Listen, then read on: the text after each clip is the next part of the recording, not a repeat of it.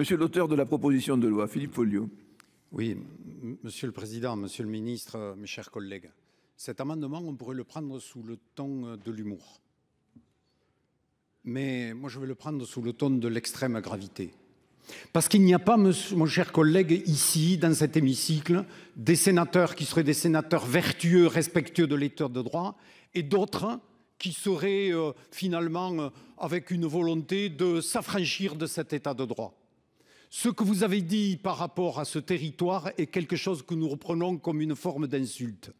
Par rapport au fait, une insulte vis-à-vis des auteurs de cette proposition de loi, une insulte vis-à-vis du président du conseil départemental Christophe Ramon, une insulte vis-à-vis du président de l'agglomération Castres-Mazamet Pascal Bugis, une insulte vis-à-vis du président de la communauté de communes Sort et Agout, M. Fernandez, une insulte vis-à-vis du président de l'agglomération de Toulouse, Jean-Luc Moudin, une insulte vis-à-vis de la présidente de la région, Carole Delga, une insulte vis-à-vis de Jean Terlier, ici présent, député, une insulte vis-à-vis de notre collègue Philippe Bonnecarrère. Oui, parce que vous nous méprisez. Vous méprisez les habitants de ce territoire. Vous méprisez celles et ceux qui, dans ce territoire, se battent depuis des décennies pour faire de telle sorte qu'ils puissent être désenclavés. Et tout ceci nous insupporte. Et que par rapport à cela, plus de modestie au regard de vos jugements. Parce qu'il n'y a pas des sénateurs qui seraient des sénateurs vertueux,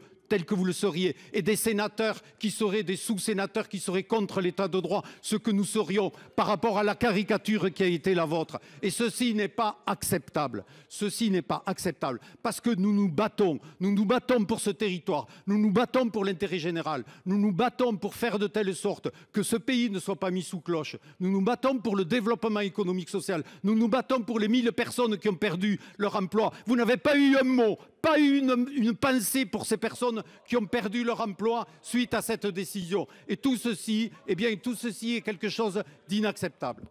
Il faut conclure. Alors.